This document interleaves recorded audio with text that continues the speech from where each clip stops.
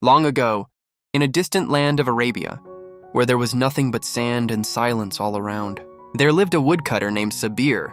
Sabir was around 35 years old, but poverty and hunger had left marks of old age on his face. He lived in a small settlement with his wife and 2 little children. His house was made of mud. The walls were broken in many places, and the roof was so weak that whenever strong winds blew, the entire family became frightened.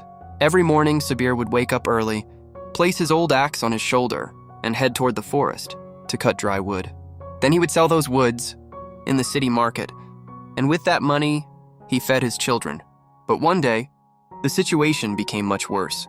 For 2 days, there had not been even a single grain of wheat in Sabir's house. The children were crying from hunger, and their weak voices were breaking Sabir's heart. When he was leaving for work that morning, his wife came to him with tears in her eyes. In a soft voice, she said, "Listen, there is nothing at home to cook today. The children slept hungry last night as well. If you return empty-handed again today, what will I say to them?" Sabir looked at his wife. His eyes were also filled with tears. He took a deep breath, placed his hand on his chest, and said with faith, "My companion, have patience. Allah never leaves his servants alone. He is the one who provides sustenance. He even feeds the worm, living inside a stone. So will he forget us? Trust Allah. Today, I will not return home until I bring food for my children." After saying this, Sabir picked up his axe and left the house. The sun was shining intensely, and the ground was burning hot. With fast steps, Sabir started moving toward the forest that was far away from the settlement. Because of hunger, his steps were becoming heavy, and he was also feeling dizzy. But remembering the faces of his hungry children, he could not stop. After reaching the forest, he chose a dry tree, and taking Allah's name, started cutting it down. He kept working hard for many hours. Sweat was pouring from his entire body. Because of thirst, his throat had gone dry. But even then, he continued working non-stop. Around noon, suddenly his eyes fell behind the bushes. Near the roots of an old tree, something appeared to be buried.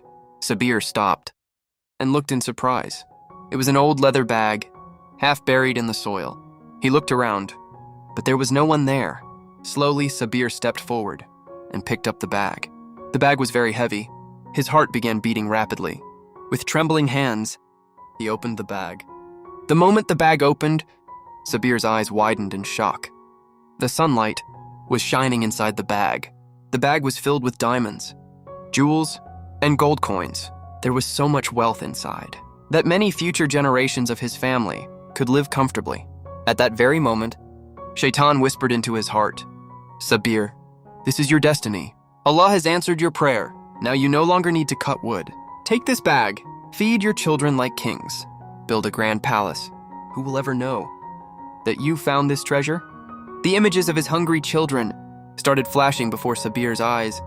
His hand moved toward those shining diamonds, but the very next moment, his conscience awakened. His heart filled with the fear of Allah. He immediately closed the bag and shook his head as he said, "No, Sabir, this is not right." Sabir said to himself, "This is not your sustenance. This is someone else's trust. Perhaps, at this very moment, someone is searching for it. If I keep it, maybe the hunger of this world will end for me. But what about the fire of the hereafter? I will not allow even a single bite of haram to enter my children's stomachs." Sabir stood there, fighting with his own heart. A strange struggle could be seen on his face. On one side was endless wealth, and on the other side was the fear of Allah. But in the end, his faith won. Sabir decided that he would immediately go to the city and find the real owner of the bag. He left the wood there. Then he hid the bag inside his old clothes and quickly started walking toward the city. He could not understand whether this bag was a blessing for him or a trouble that would change his life forever. Barefoot, he ran across the hot sand and rough roads. He held the bag tightly against his chest. There was only one thought in his heart. Somehow, this trust should quickly reach its owner. After a lot of struggle, Sabir finally reached the city market. He was completely drenched in sweat. The market was very crowded. There was noise everywhere, shopping and dazzling displays. Sabir, who lived in the silence of the forest, became nervous after seeing such a crowd. Just then, suddenly, he heard a loud voice. A man was standing on a stage in the middle of the market. Beating a drum, he was announcing to the people, "Hear this! Hear this! Hear this! A leather bag has been lost, which is filled with diamonds. This bag belongs to the famous wealthy merchant, Sayyid Jabir. Whoever finds and returns it will be rewarded with 100 gold coins." The moment he heard this, Sabir's heart felt relieved. He looked toward the sky and thanked Allah in his heart. "O Allah, countless thanks to you. Now I have found the owner of this trust. I do not want any reward. I only want this burden to be removed from my heart." Asking people for directions, Sabir finally reached Jabir's palace. The gate of the palace was huge and strong like a fortress. Several guards were standing there. Seeing Sabir's torn old clothes, the guards first looked down on him, but the moment they saw the bag, they took him inside. Seeing the inside of the palace, Sabir was left amazed. Silk carpets were spread across the floor. Large chandeliers were shining brightly. The walls were decorated with gold.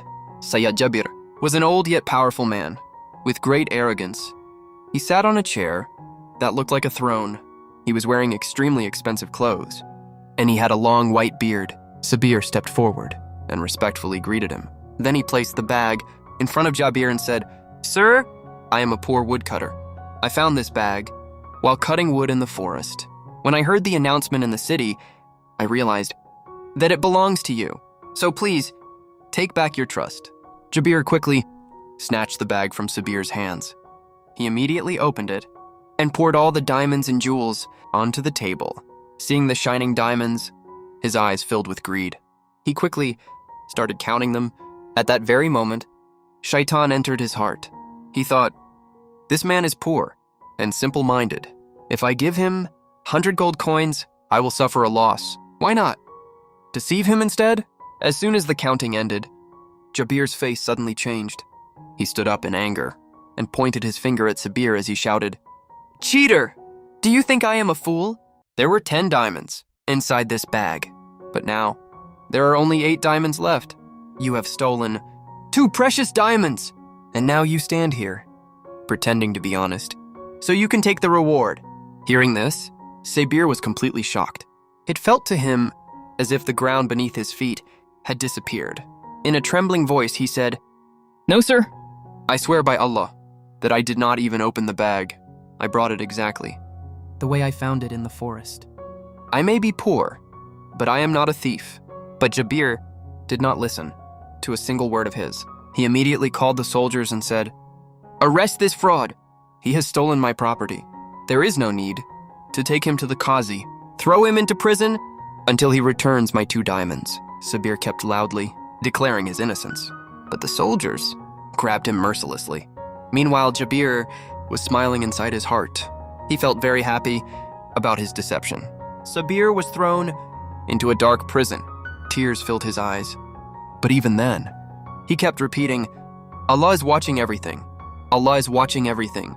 That prison was extremely dark. Even sunlight could barely enter it. The ground was damp, and insects crawled everywhere. In such a place, any human being could go mad within a few hours. But Sabir appeared very calm. He neither shouted nor spoke badly to anyone. He sat quietly in a corner and silently remembered Allah. There were some other prisoners inside the jail as well. They were crying because of hunger and thirst. When they saw Sabir's peace, they became surprised. One prisoner asked, "Brother, what is your crime? And how are you so calm? Are you not afraid that you might die here?" Sabir smiled slightly. He pointed toward the sky and said, "My only mistake is that I am poor, and I returned a wealthy man's trust back to him. But I am not afraid. The same Allah who showed me the bag full of diamonds in the forest can also save me inside this prison. This too is a test from Allah, and a true believer does not fear tests. He remains patient." Hearing Sabir's words, the eyes of the other prisoners filled with tears. Even the hard-hearted guard, who had been silently listening to everything, was deeply affected by his words. Meanwhile, outside, destiny was playing its game. The very next day, the same Jabir, who had falsely accused Sabir, set out on a journey to another city. He wanted to expand his business. He was carrying very valuable goods with him. Silk and gold coins were loaded onto the horses. He also had 2 personal guards with him. Filled with arrogance, Jabir traveled proudly, showing off his wealth and power. By evening, they were passing through a deserted mountain road. That place was known as the Valley of Death. Suddenly, from behind the rocks, a gang of masked robbers appeared. They surrounded Jabir from all sides. Their leader, waving his sword, shouted, "If you value your life, do not try to move. Hand over everything you have right now. Otherwise, even your dead bodies will never be found." The same Jabir who had roared like a lion at Sabir yesterday was now trembling like a frightened rat. Fearfully, he said, "Take everything I have. Just spare my life." The robbers threw him down from his horse. His expensive clothes were torn apart. His turban, which was a symbol of his pride, fell into the dirt. The robbers looted all his belongings, his wealth, his horses, and even his gold rings. Both of his guards ran away to save their own lives. Within just a few moments, the richest man in the city became more helpless than a poor man. He lay on the road. He had no wealth left, no power, and no one to help him. Night spread its darkness. Injured, Jabir was suffering from thirst and loneliness. Then suddenly, he remembered. He began to remember what he had done to Sabir, how he had falsely accused an innocent man and sent him to prison. He remembered Sabir's face. When he was declaring his innocence, a sharp pain pierced Jabir's heart. Now he finally understood that whatever had happened to him was the punishment for his dhulm. Just as he had betrayed Sabir's honesty, in the same way, his wealth had also been taken away from him. He sat there, crying in regret. The next morning, an unusual scene could be seen inside the Sultan's palace. Jabir, who always arrived in expensive clothes, was now standing there in torn garments. His face was covered with dust, and there were marks of injuries on his body. Crying, he stood before the Sultan and said, "My lord, a great disaster has fallen upon me. Robbers have looted me.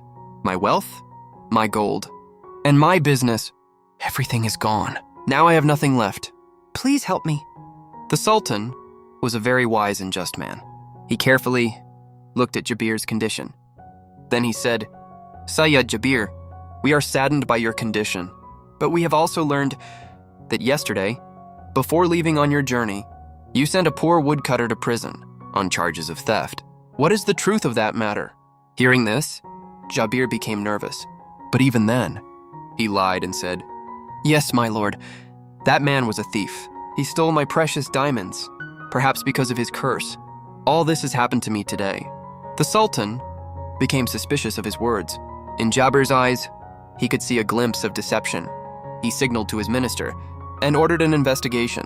Then Jabir was sent away, but the Sultan's heart was still not satisfied.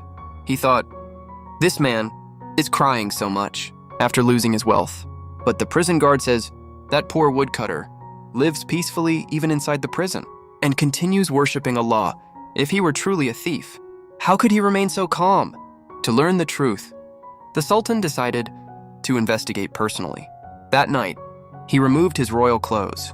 Then he disguised himself as a common man.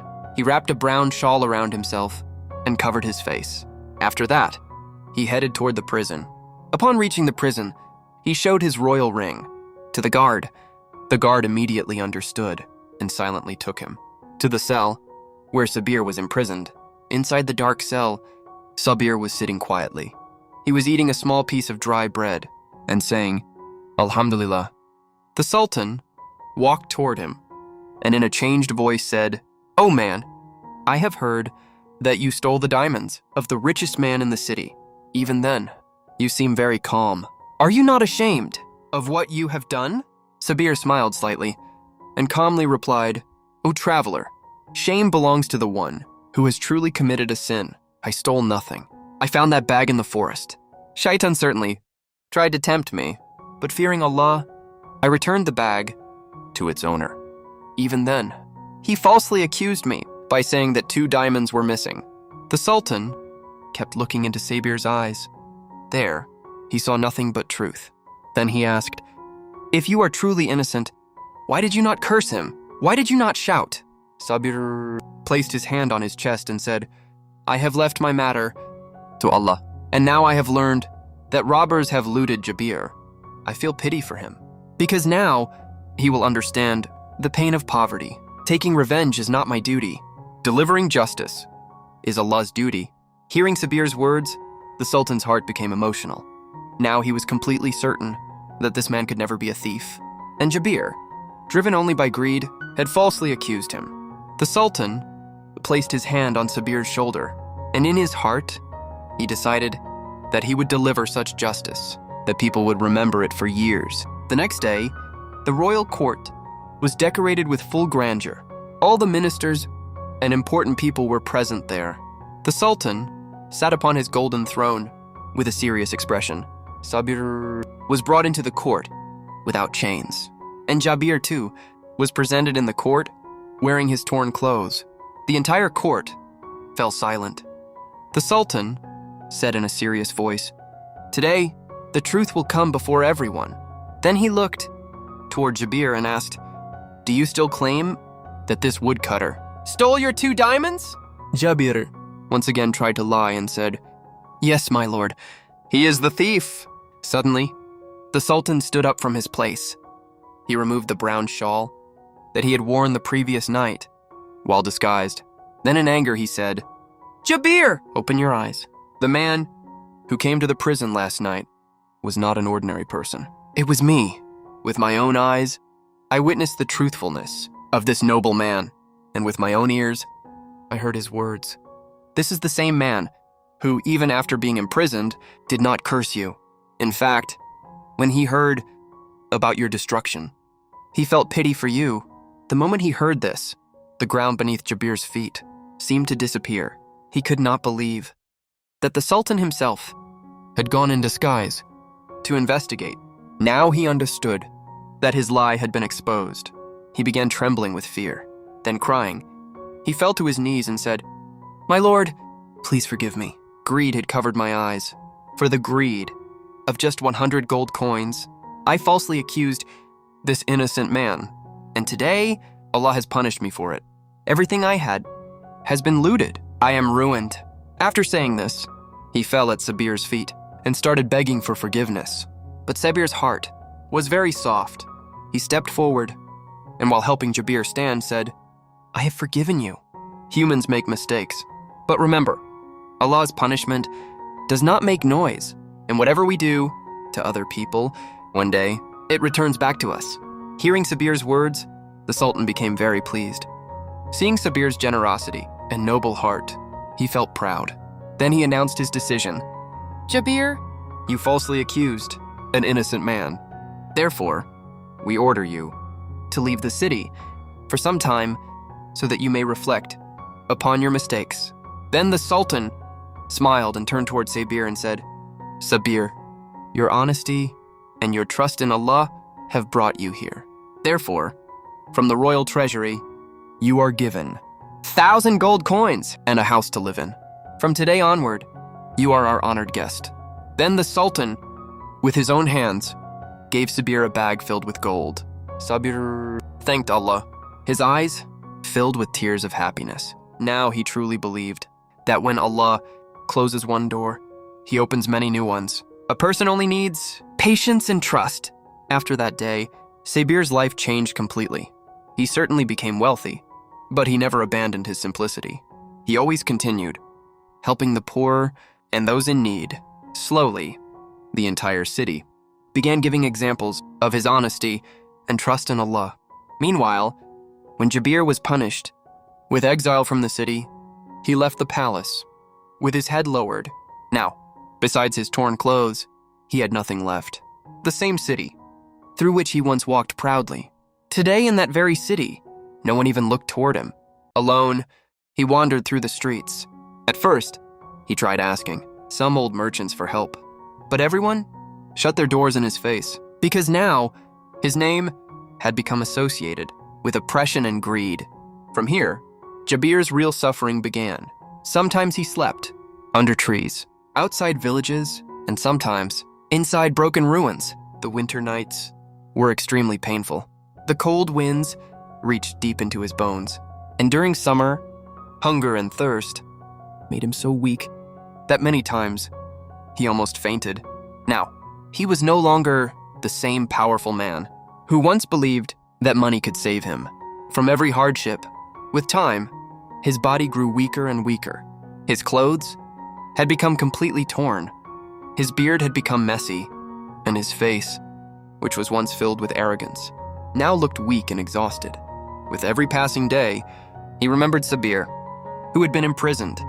He remembered Sabir's quiet words, and pain rose inside his heart. But now, it was too late for true repentance. One night, he reached the edge of the desert, far away from the city. There was neither water there, nor food. Strong winds were blowing the sand everywhere. It felt as if everything was about to end. Jabir sat beneath a large rock. He was completely broken. In a trembling voice, he said, "Is this the punishment for my deeds? Where has my wealth gone? Where has my power gone? Why did people abandon me?" But there was no one to hear his words. There was only the sound of the wind. In his final days, Jabir began remembering every mistake he had made. He remembered the moment when he falsely accused Sabir. He remembered his greed, when he became ready to deceive someone for just 100 gold coins. Now he finally understood that his destruction had begun. On the day, he stole the rights of an innocent man. The next morning, Jabir's condition became even worse.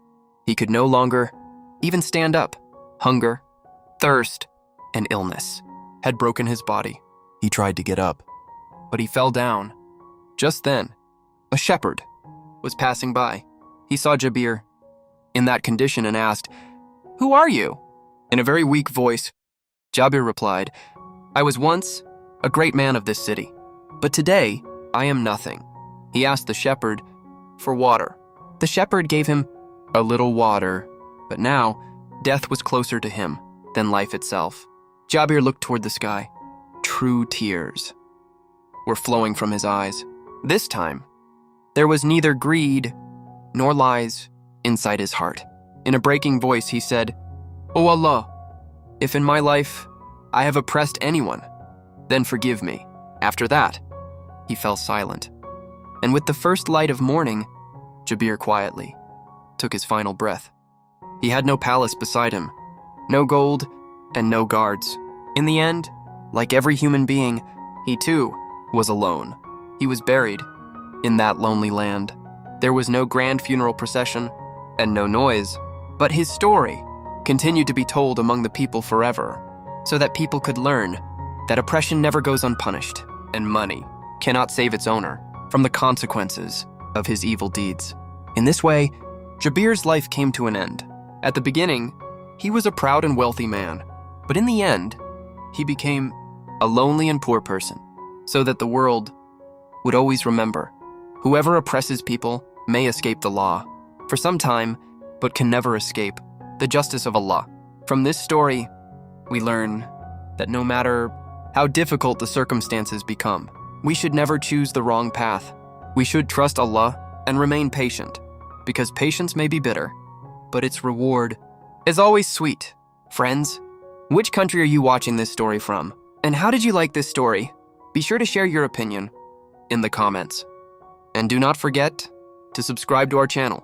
Thank you very much. We will meet again with a new story.